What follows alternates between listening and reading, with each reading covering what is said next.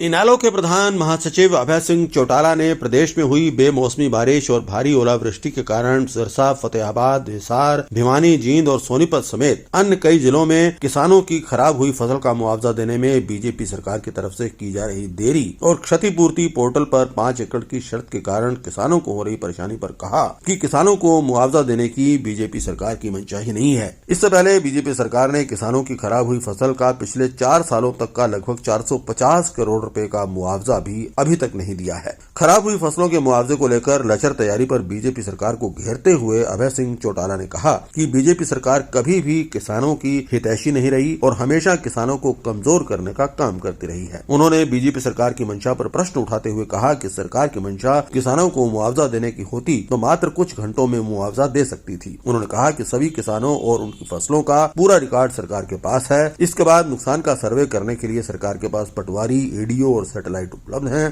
तो फिर मुआवजा देने में दिक्कत कहां है। उन्होंने कहा कि बीजेपी सरकार ने पोर्टल पर फसलों को ओलावृष्टि और बारिश से हुए नुकसान के लिए 15 मार्च तक का ही समय दिया है, जिससे किसान बेहद परेशान हैं। उन्होंने बीजेपी सरकार पर निशाना साधते हुए कहा कि ये जानबूझकर किसानों को पोर्टल्स में उलझाना चाहती है। अभय सिंह चौटाला ने किसानों को उनकी खराब हुई फसल का तुरंत 50,000 रुपए प्रति एकड़ के हिसाब से मुआवजा दिए जाने की मांग की।